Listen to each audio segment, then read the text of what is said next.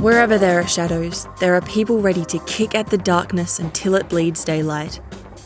This is Bleeding Daylight with your host, Rodney Olsen. Welcome and thanks for listening. You can stay up to date with Bleeding Daylight by connecting with us on Facebook, Instagram, TikTok and other social media. Links are at bleedingdaylight.net, where you'll also find dozens of other episodes. Please consider leaving a 5-star review on your favourite podcast platform. We all face grief, and we all deal with grief differently. But sometimes grief goes deeper. Today's guest faced profound grief, but is now helping others face the struggle of losing someone close.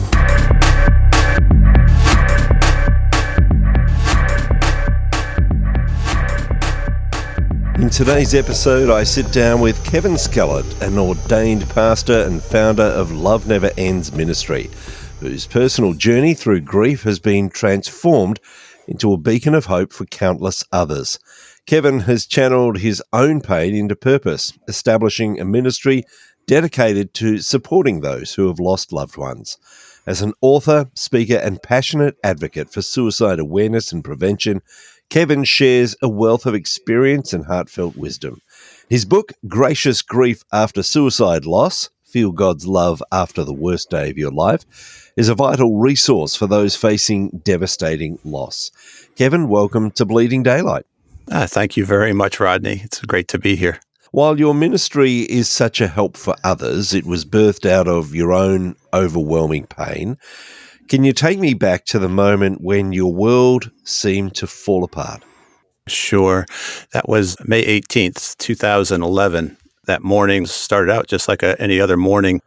My wife, she had gone to work already. My oldest son, he was living with us, and he had gone to work. My youngest son was off at school. I heard the phone ring. I answered it and said, "Hello, this is Kevin Skellett." And the person on the other end identified themselves as a police detective and said that they needed to meet with me. I asked, "What is it about?" And he answered, "Well, we could talk about it when I arrive." I asked him, "Did I do something wrong?" And he said, "No, you didn't."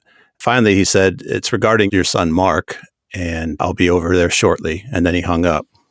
So I was left with just the thoughts of, okay, well, what's going on here? I tried to figure out what was going on. So I called Mark's phone, but it went directly to his voicemail, and I wasn't able to get a hold of him. So I just sat down and thought about the situation. At first, I thought, well, if Mark was in an accident or something was wrong that way, the police would have told me where he was or what hospital he was going to. If Mark was arrested, then Mark would probably be calling me and not the police. He was being investigated for something. I just didn't think that wasn't really Mark's nature. So I didn't think that was what it was. Then finally, I just thought and said that this is probably a death notification. That's the only other reason I could think of why they would call and not give me any details. I was alone at the house. I didn't have anyone to talk to or to share anything with at that moment. So I just felt that I really just needed to pray and talk to God. I didn't really know what to pray, and so I just prayed what was just on my mind at that very moment. I just put my hands together as I sat on the couch, and I prayed, "Father, my son is dead."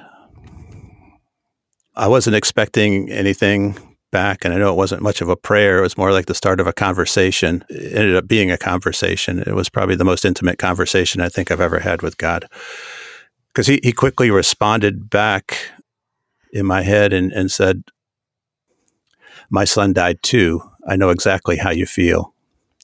That was very comforting at that moment. It was very surprising that I'd gotten a response like that back.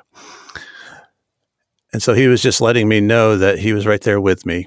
He understood exactly what I was going through because he had, his son had died as well. I went from feeling very alone, very cold, very distraught, just to feeling just a little bit level of comfort and peace, just knowing that God was right there with me. But that wasn't the end of the conversation. After he said that, he said something that surprised me. He said, "By the way, he's not your son." And I had to think about that for a second.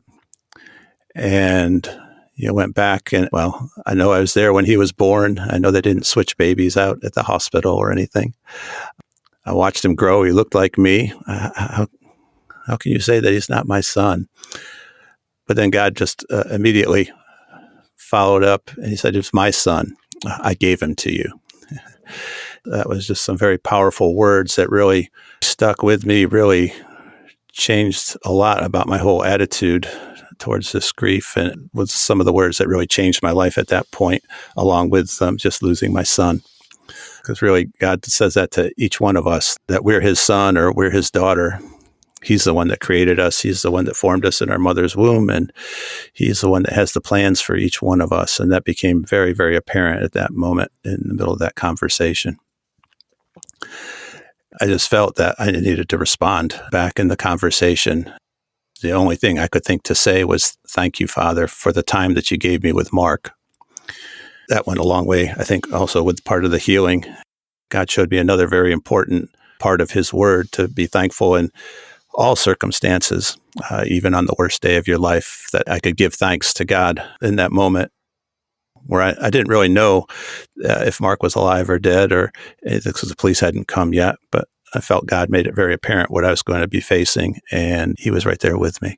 So when the detective did arrive at your home, what were his words to you? I invited him in, and there was two of them. They had me sit down at the kitchen table, and he gave me the news that Mark had taken his life. I think one of the big things that they needed to do was have me identify him. They had pictures that they needed me to see, and I did that part of it. But the taking of his life, that was a surprise, but it wasn't so much of a surprise, just because Mark had some mental health issues that he had been dealing with. He also had some events in his life. He just broke up with his girlfriend of 6 years. Just a lot of other things in his life that probably culminated at that point. That was, I believe, just a really hard time for him. How old was Mark at this stage? He was 21. He had just turned 21 2 weeks before this. So he was living on his own in downtown Richmond. He wasn't living at the house, actually living with his girlfriend. So they had an apartment down there, and he loved animals. He had his dog and a couple other furry friends. I'd seen him just 4 days before, and he seemed like he was in a very good place. That's what kind of surprised me probably more than anything else. He came over to the house. We just wanted to talk a little bit, just to see how he was doing with the breakup and all of that. He seemed pretty happy. He had a whole bunch of plans that he was going to do. He's going to go see friends. We had a very enjoyable dinner.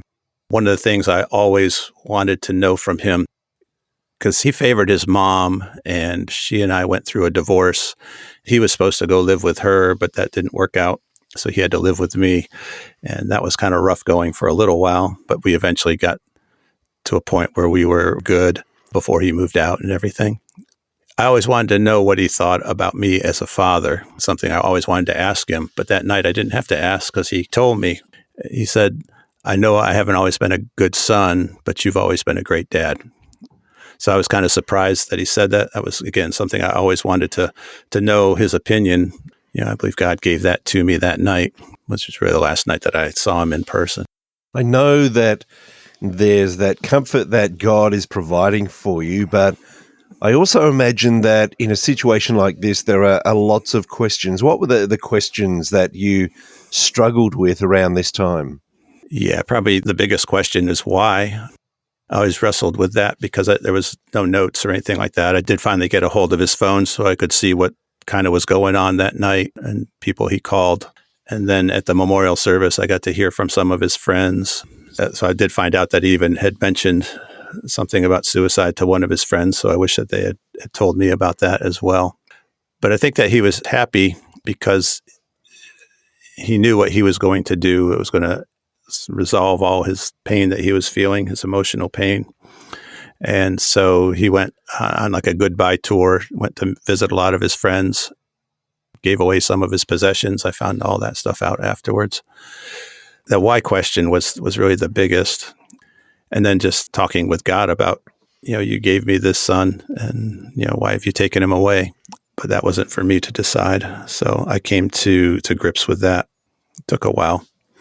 but that was difficult. And then why, the suicide, the whole part of suicide, if that was the end of Mark's time here on earth, why did he have to go by suicide?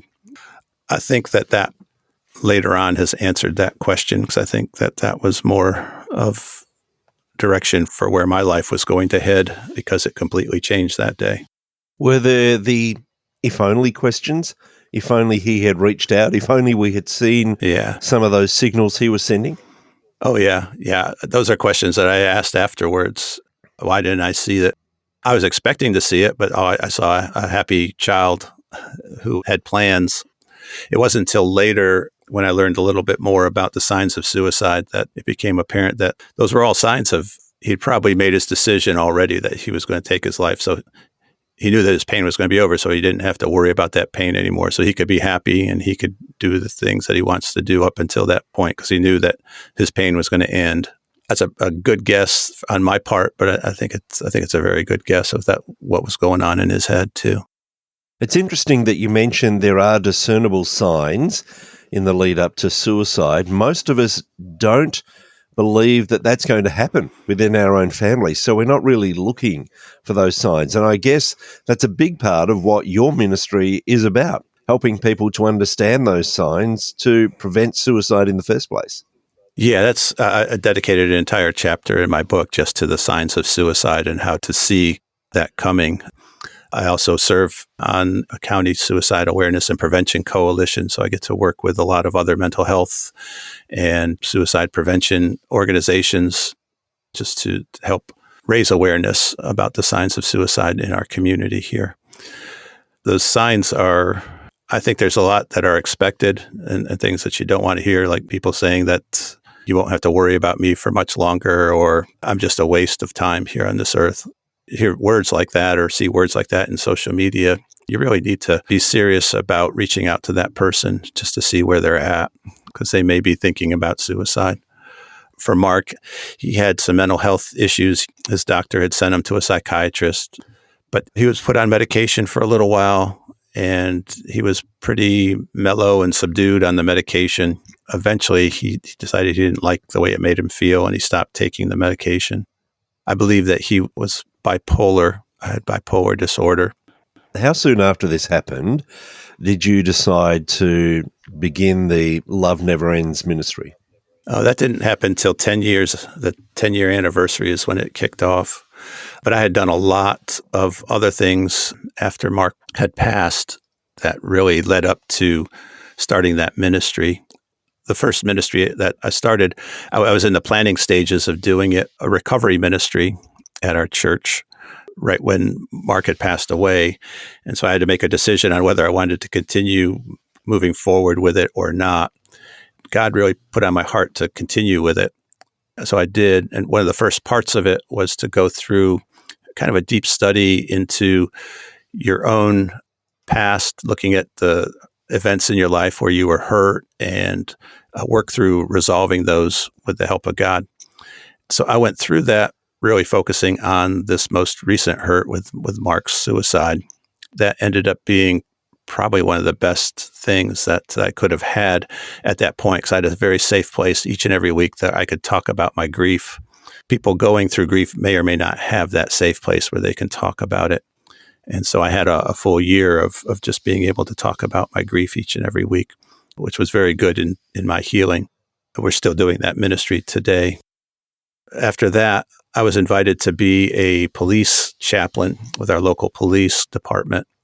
That gave me the ability to be right there with other families to help comfort them in the first few hours after the death of a loved one. I would relive my own experience on those scenes a lot of the times, and I could get to feeling exactly or very similar to what the feelings that they were feeling. So I felt that I could be more of a comfort to them in those early hours, those early minutes, just by truly understanding at least a glimpse of what they were going through. I'm still a chaplain as well. From there, I got into the county suicide awareness and prevention coalition. That really helped me to understand the suicide pieces of it. God was calling me to do a ministry for grief and loss. Love Never Ends started out as a ministry for parents who had lost children. I've since changed it over to covering all types of grief and loss. God had put it on my heart probably 2 years before that. And I talked about it a little bit to other parents who had lost children, and they thought it was a good idea. And then they started pushing me saying, well, when are you going to start this? When are you going to start it? And so, again, I started it on the 10th anniversary of his loss. In order to give some form of comfort to others, you're having to go back to the place of hurt for you, of losing Mark. How difficult is that to be constantly going back to telling that story again, to feeling that grief again in order to help others? Initially, it was very hard. Now I know that it's going to help others, so it's easier to go back to those first few minutes because I can remember it just like it was yesterday. I could feel the way I felt sitting on that couch when I'd hung up the phone. I think that helps me minister to people just because I've got a good idea of how they're feeling, especially with the unexpected loss. The whole surprise element of that, the denial and the anger, all those different emotions that will come with that unexpected loss. I know what they feel like. And like I said, I can go back to them. And now it doesn't hurt so bad and I can return from them pretty quickly as well. I imagine that in such circumstances, it's very difficult for those closest to you, friends, family, others, to know what to say. What did you find at that time? Were people able to gather around you, or did you find that people, just because they didn't know how to respond, just didn't respond at all? Yeah, that was one of the strange things that I experienced. I think up and through the memorial service, I had lots of support and a lot of people were right there for me. After the memorial service, it got really strange. I'm a pastor at the church there every Sunday, but it seemed like no one wanted to talk to me after the memorial service, or that people didn't know what to say, or they felt so uncomfortable, or they didn't want to think about losing a child and what that would feel like. So they opted out to say nothing. That was part of the real deep loneliness that occurred for me after the memorial service. I felt really alone for those first few months. I did have other parents who had lost children who understood, and they were the people that reached out to me, or those are the people that I ended up talking to because they were the ones who knew a lot more about what I was about to go through. For those of us who have not gone through that kind of grief, what are some of the simple words that you really long to hear from those at church, those around you at that time, that would have been a help to you? Just that they were there for me. They loved me. If they had interacted with Mark, just telling stories or saying his name, for me, that was a comfort. I just wanted to hear Mark's name. They didn't have to say that much, but just that they were there for me. So if I knew they were there, and if they wanted to talk to me, we didn't have to talk about Mark. We could talk about anything, but just knowing that they were right there and that they were available to me if I needed them.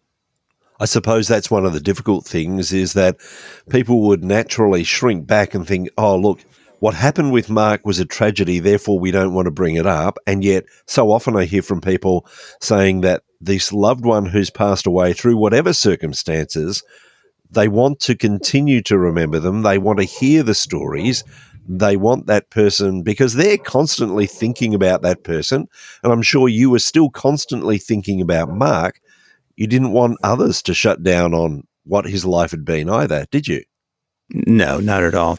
We think that the person does not want to hear anything more about they just want to get over it and move on, when that's exactly the opposite of what we want. We want to be able to remember, and it takes a long time for our brains to catch up, saying that their child is not there, their loved one's not there anymore.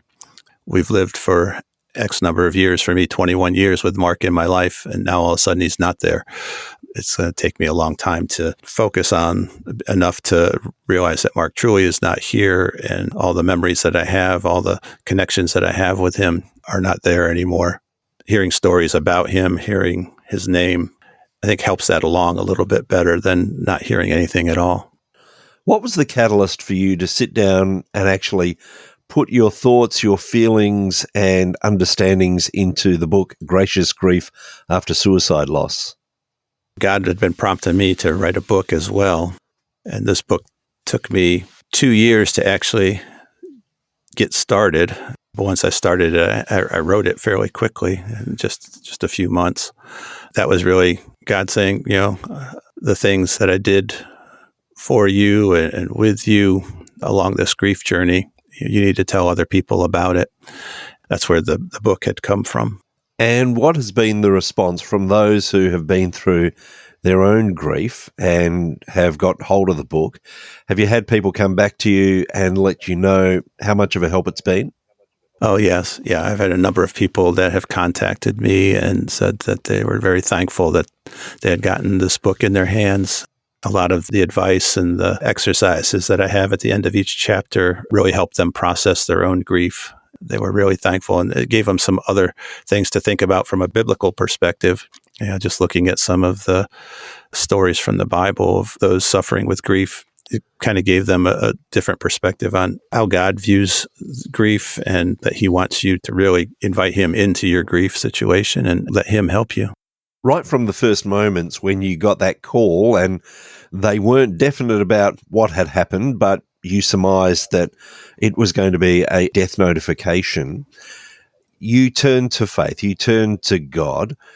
But I imagine it's very different for a range of different people who might turn away from their faith or just not understand where God is in this. How important is it that we reach out to God in a time of grief like this? I think that's the most important thing that I could have done.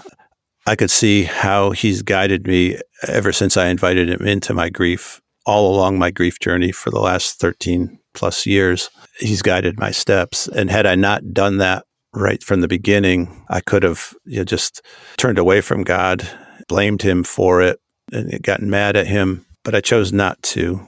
He'd helped me a lot in the past, and I knew he could help me through this one as well. And each day he surprised me with something new. It seems like open doors that I didn't know were even there. I said, the things I'm doing today, I would never be doing had this not happened. Were there times at all where you were tempted to doubt?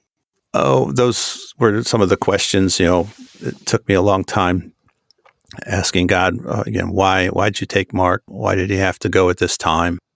He finally answered that question. It took a little while, probably a couple months. And then he directed me to Psalm 139, I think it's verse 16, where he says, all the days ordained for you were written in my book before one of them came to be.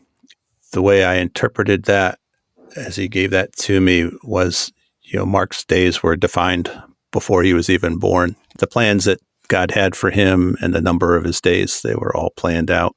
And Mark had either accomplished the things that he needed to do or his days ran out. It made things a little bit easier understanding it from God's point of view.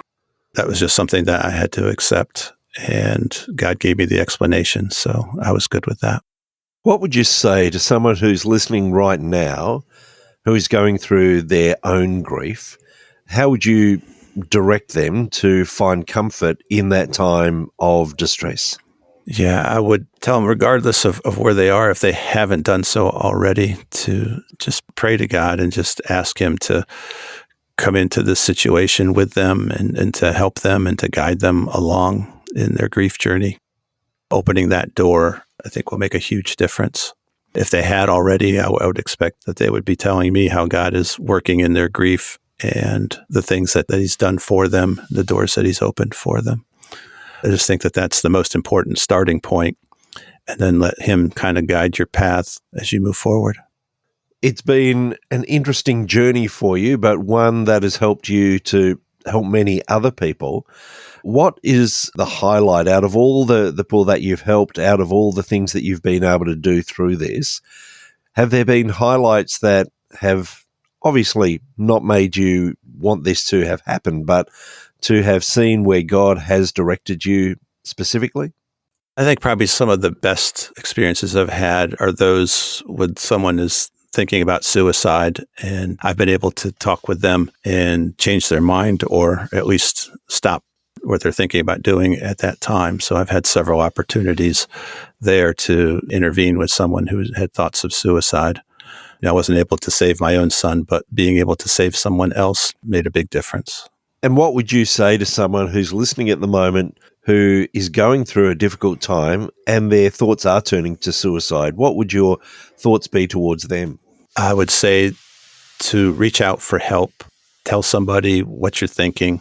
And I know that you may already have been trying to communicate that. And if no one has heard you and asked you if you're thinking about suicide, then be probably a little bit more specific and say that you're having thoughts of suicide and get help, whether that's a parent, a good friend, a trusted friend, or even a counselor or psychiatrist or pastor. Reach out and get help, because a lot of the pain that you might be experiencing, I think there's ways to correct it in most cases. In some cases, there's not. But in most cases, the thoughts of suicide are really thinking about a very permanent solution to a problem that's probably temporary or fixable or solvable. And I have heard it said that we should be bold enough to say to someone who we see is in a dark place, are you having thoughts of suicide? And yet we would shrink back from that. How important is it that we are totally upfront with those that we see that are struggling? Yeah, it's very important. And those are the exact words that you should say. You should say, are you thinking of killing yourself, or are you thinking about suicide if you see someone who looks distraught and needs help? If you say, are you thinking about hurting yourself? Well, in their mind, they're not thinking about hurting themselves. They're thinking about ending the pain. They're already hurting. Just find my way to end pain is through taking my life. So their answer would be, no, I'm not thinking about hurting myself. And they'd be truthful in that. So you have to be very direct about the suicide piece. That's a hard question to ask. But then I think a lot of people are afraid, well, what if they say yes? Then really just the thing is to be able to talk with them, find out if they've got a plan already or if they've got a means to complete the suicide, and then get someone else involved as well. Kevin, I know that your work has helped a lot of people. You have a website, you have the book that's available. If people want to avail themselves of that help, where's the easiest place for people to find you? They can find me at loveneverendsministry.org. They can reach out via email through that. I also have a lot of resources there for grief and loss. And then we do online groups and online workshops and things like that as well. Kevin, I will put links to your website, to the book, in the show notes at bleedingdaylight.net. But I want to thank you for being so open and honest about the struggles that you've faced, but also the way in which you're using that to help others. And thank you for your time on Bleeding Daylight. Well, thank you for having me, Rodney. It's been a pleasure, and I hope that someone just uses this information or reaches out. Thank you for listening to Bleeding Daylight. Please help us to shine more light into the darkness by sharing this episode with others. For further details and more episodes, please visit bleedingdaylight.net.